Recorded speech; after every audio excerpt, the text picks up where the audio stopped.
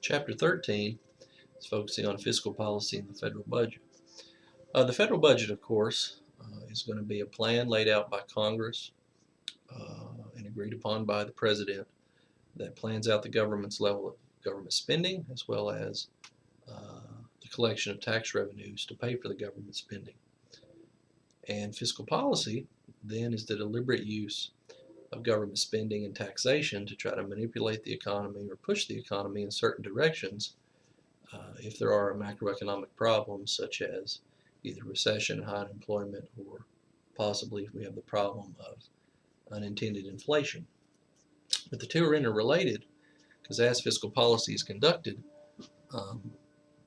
we indeed are going to have impacts on the federal budget. Currently, the current U.S. federal budget is around $3.75 trillion per year in terms of the amount of money that the government decides to spend.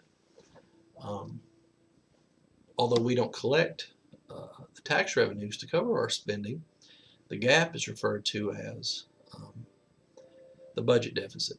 So every year, typically, the government runs a budget deficit, and it has to make up the shortfall in order to cover the amount of spending that we want because we're not collecting enough in tax revenues. Now, the government doesn't have to run a budget deficit. They could, if they chose, to either cut government spending or to raise tax revenues in different ways, or some combination of the both. But for a variety of reasons, both economic and political, the government typically is fine with running budget deficits, which means we don't have enough money from tax revenues to cover the spending that we like. Jump ahead here a little, I'll come back to fiscal policy, but toward the end of the chapter, they talk about the problems or issue of the federal deficit. Now, how does a deficit work? Well, for this coming fiscal year, the projection is the government's going to need around 400, 500, somewhere in that range, $1 billion to fund the federal government, which means we're not raising enough tax revenue of that amount. So the way the government goes about this is the Treasury Department issues out Treasury securities that are then sold, and then people give their money over for these Treasury securities. These are savings bonds, Treasury bills, Treasury notes. Give their money over to the government. The government then has enough money to fund its spending, and then the public at large then has essentially an IOU with an amount of interest or a premium on it that is to be paid back at some maturity date. Now, when we say the public is anyone, including the private sector, but also including the public sector. In fact, the Federal Reserve and different government agencies end up buying some of the Treasury securities that are issued. Also, American citizens buy these up, American banks, American businesses, but also foreigners. Foreigners are able to buy up Treasury securities as well from the United States. These include foreign citizens, foreign companies, foreign banks, and also foreign central banks. So, for example, the governments of China and Japan each own about $1 trillion of our overall, what's known as our budget, overall federal debt or budget debt. The debt is the accumulation over time of yearly budget deficits. The total federal debt in the United States today is right at $18 trillion, of which about 7 or so of that is held interagency or intergovernmental by the Federal Reserve and other government agencies.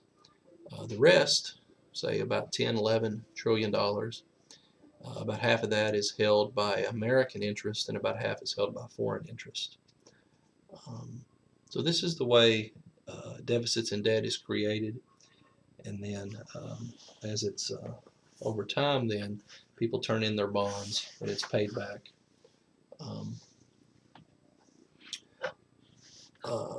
Debt and deficit really is more neutral. It's not necessarily a good thing nor a bad thing. It's just a part of how the government chooses to finance itself. People are just making an investment into um, the United States government effectively by buying up these treasury securities. Um, there's a lot that's made in popular culture and by politicians about the negativity surrounding the budget debt, the budget deficit, and the federal debt. Uh, but largely these are sensationalist thinking, and it's very unlikely that the United States, with its own reserve currency, could ever face serious problems um, with the federal debt and its size, given that gross domestic product is approximately equal to uh, the federal debt of 17, 18 trillion dollars. There could be situations, I suppose, where um, the federal debt could pose serious problems, but largely I don't typically agree with some of those analyses. Um, some people argue that the debt may eventually cause significantly high interest rates and inflation. We have some of the lowest interest rates and inflation in our history, although we have the highest federal debt in our history. Um, some argue that the debt is a burden on our children, but remember the debt is also a credit to our children because the bonds or the securities are passed on to those individuals, as well as all of the benefits that the debt produced in the first place are passed on: roads and bridges and schools and winning wars and different things. Um, typically, um, there's three general philosophies surrounding debt. One is that you should always balance the budget every year. Well, this sort of ties the fiscal hands of the government to deal with unknown situations, and that's largely been abandoned in recent decades. Also, a cyclically balanced budget is preferred by many, where we would balance the budget over a business cycle. Um, and typically, those that think the debt potentially could be a severe problem fall into that camp. But then there's also a view known as functional finance, which argues that the debt is largely immaterial, and what we should focus on is growth, jobs, and stable prices. Um, and their view would largely argue that debt is not a pressing or important issue and is not as important as some lead us on to believe. Some people like to look at the debt to GDP ratio to measure the significance of the debt. And as I said, it's around 100%, maybe slightly over in the United States. But if you look at uh, government debt held outside the government, it's closer to 70%, which seems to be quite a bit more manageable. If you were to look at Japan, Japan's debt to GDP ratio is about 200%. And although Japan does have significant um, fiscal and monetary problems and have had those for the past couple decades, some would attribute that to their large debt, some not. I typically would fall into the camp that it's not necessarily the debt that Japan has that's causing many of their problems. But much can be said and much can be debated and argued about the role and potential impacts of deficits and debt. Now, in terms of fiscal policy, um, basically, fiscal policy falls into two camps. Either it can be expansionary or contractionary. So if the economy is in recession and we want to expand the economy, we can use expansionary fiscal policy, which is typically cutting taxes and or increasing government spending, G.